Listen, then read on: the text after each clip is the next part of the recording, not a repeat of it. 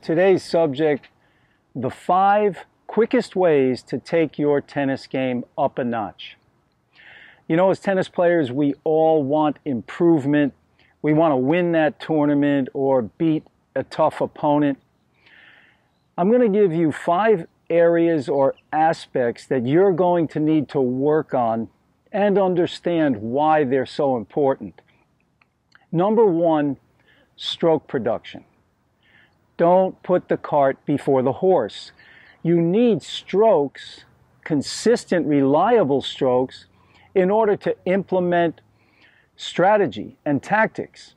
Also, to exploit your opponent's weaknesses. So strokes is number 1. Number 2, fitness. You may have the most reliable, consistent strokes, but if your fitness level is not at a good to a high level, even the most consistent strokes will break down and fall apart. So you need to work on all different areas of your fitness, including strength, flexibility, endurance, quickness, footwork. Definitely a key to your game being fit. Remember, hitting a tennis ball, to be consistent, you need to be balanced and have good spacing. And balance and good spacing are commensurate with your fitness level. So, you know, you need to be working out, let's say, 3 to 6 days a week off the court for at least a minimum of a half an hour to an hour. Number 3, strategy and tactics. Okay, you have to know what style suits you, fits you best. I mean, what kind of player are you? Are you a baseline, an aggressive baseliner? Or are you a counterpuncher? Or are you a net rusher? Or maybe you're an all-court player. You have to know your style or personal strategy. And then within the framework of that personal strategy, you have to be able to adjust tactics in order to avoid your weaknesses and highlight your strengths, and avoid your opponent's strengths and highlight their weaknesses. So that's number 3, strategy and tactics. Number 4 is mental fitness.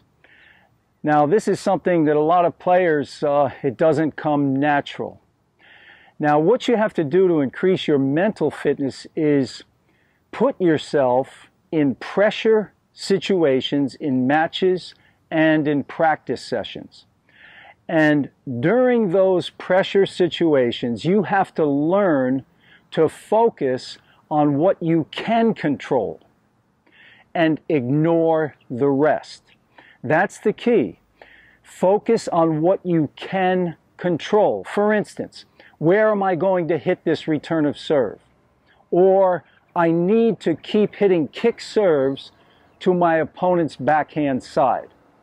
So that's staying focused like that will put you in the proper process.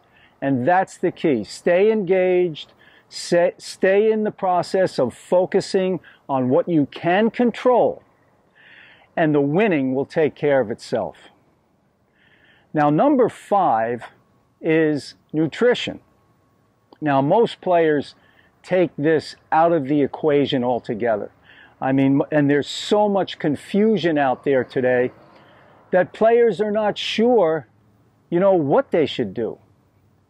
Well, let me tell you right here from the start, let me go on record as saying that the tennis players and the athletes in the future will all be vegan. Well, I shouldn't say that. They're not going to all be vegan, but the ones that are at the top and the ones that reach their potential will be vegan. And the reason I say that is because this knowledge is becoming clearer and more abundant. It's out there now, but most people, you know, they're so tainted by what they hear advertising. First of all, let me explain. I'm a sports nutritionist, and I've been a vegan for 6 years. Now, let me clarify what a vegan is. A vegan is someone that eats no meat, no chicken, no fish, no dairy, and no eggs. In other words, if it has eyes or a mother, don't eat it. So, what do we eat? Basically, the best foods on the planet and the foods that we're designed for. Fruits, vegetables, nuts and seeds, starches, your potatoes, your rice, your beans, your legumes. So, basically, it's a plant-based diet. Now, why is a vegan diet much more beneficial than an animal-based diet? For two major reasons. Number one, recovery, and number two, energy levels. So, let's talk about recovery first. Every cell in our body runs on simple sugar, glucose, fructose.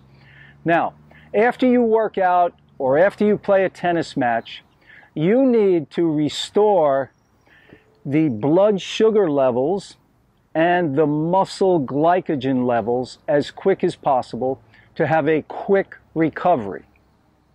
So the best food on the planet to do that is fruit, whole, ripe fruit. The best food after a workout. And it's interesting, Tennis Magazine, of all places, not too long ago, they had an article on the best, things to drink and eat after a workout or after a match. And one of the things they talked about was, or they mentioned, is chocolate milk. Now, that's wrong right off the bat. You don't want chocolate milk after a workout. Milk, in general, it creates an acid or acidic condition in the body. Your body actually your body wants to be alkaline. So what happens is your body will actually leach calcium out of the bones and the teeth to neutralize the acids.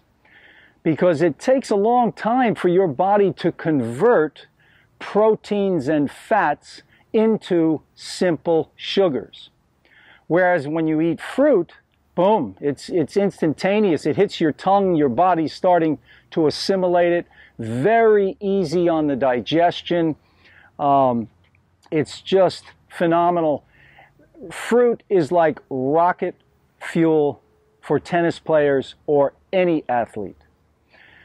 So that's one area, the recovery. You can recover so much quicker on fruits and vegetables. You're not creating this acidic condition in your body when you're eating animal-based foods. So that's key, because when you eat animal-based foods and you create this acid in your body, this uric acid will get in your muscles, get in your joints, and they're like little crystals that eventually become hard. You see people as they get older, they get stiffer and stiffer. And they need the knee replacement, the hip replacement. And that's because they're on an animal-based diet. The simple cure is just go to the plant kingdom. Go to a plant-based diet.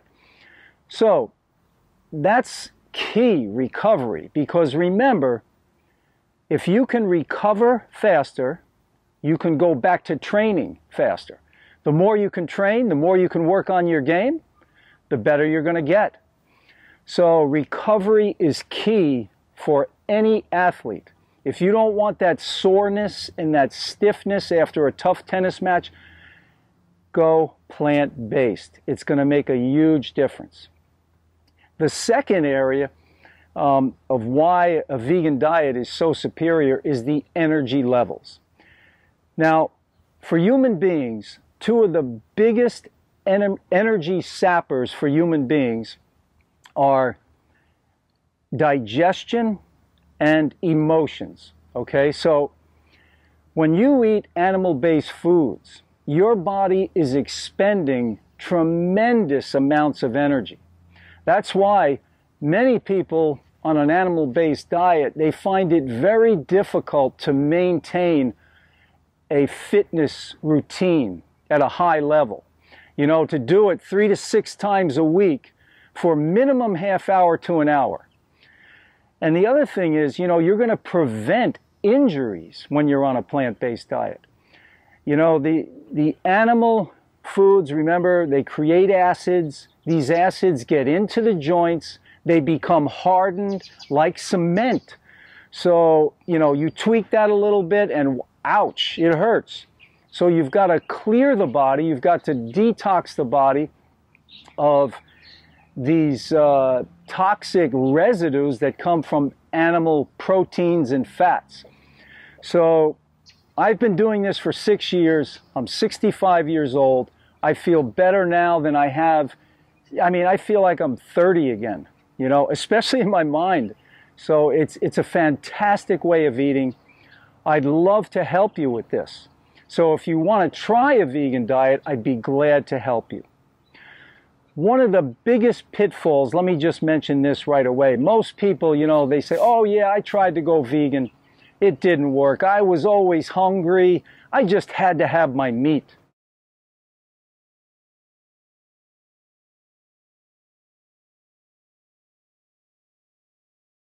Okay, the reason that most people fail on a vegan diet is very simple. And the reason is calories. Now, when you give up meat, chicken, fish, dairy, and eggs, you're giving up a tremendous amount of calories. All animal-based foods are very high in calories.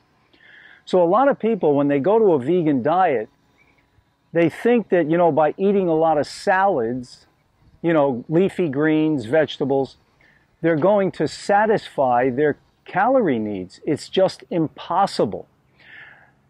Vegetables are very good for you, high in vitamins, minerals, antioxidants, but they're very low in calories. Now, don't get me wrong, you want to eat those things because you need those vitamins and minerals.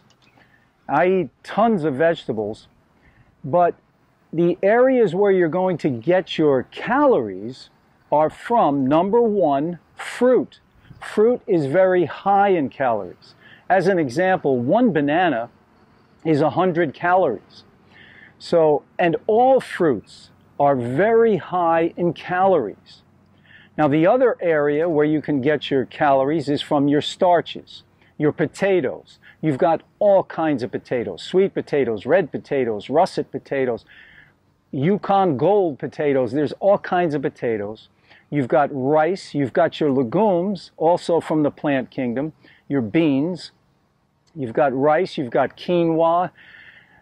These also are very high in calories. So you must increase your consumption of fruits and starches. Otherwise, you're going to be hungry and you're going to fail. You're just not going to be able to do it. This is not a starvation diet. You can eat as much as you want. Look at me, I'm thin, but I eat as much as I want, as long as it's from fruit, starches, and vegetables. And I also eat nuts and seeds, okay? In moderation. And I want to get to that point too, because you need to keep the nuts and seeds, the foods that are high in fats. Nuts and seeds are high in fat. Even, I don't recommend straight oils, olive oil, coconut oil. When you extract the oil from the coconut or the olive, now you have 100% fat. Not recommended. You want to eat the whole olive or the coconut meat. You want to, you know, I make salad dressings out of that because oil, of course, is good for salad dressings. But I do it in moderation. That's the key with oils. You know, but you've got it, you don't want it straight, 100% olive oil. You want to use the whole olive or the coconut meat. So that's where people fail. It's the calorie issue. Most people do not get that. You don't want to be hungry. Otherwise, you're going to just say, forget it, I can't do this. But it's such a tasty way of eating, too. I mean, I'm eating so many different kinds of fruits and vegetables now. It's amazing to me. I never did this before. I mean, you've got mangoes, pineapples. You ever heard of mamey sapote or sapadilla? I mean, these are awesome fruits and loaded with calories and the best nutrition on the planet. You've got the water, the fiber, all the vitamins and minerals are in that fruit. They're electric. They are the best foods on the planet. Highly recommended for any tennis players or any athlete. So I want to help you with this. If you need help, please post some comments below. I'll try and help you the best I can. As I mentioned, I've been a sports nutritionist for 6 years, and I've been vegan for 6 years. So, you know, I feel I'm more than adequately qualified to help you on this vegan way of eating. So I hope to hear from you. All the best. And remember, eat your fruit. Load up on your fruit and your starches, your carbohydrates. Fruits and starches, carbohydrates. That's what you need. That's what will give you optimal fuel and keep you going for better recovery and more energy. So all the best. Take care.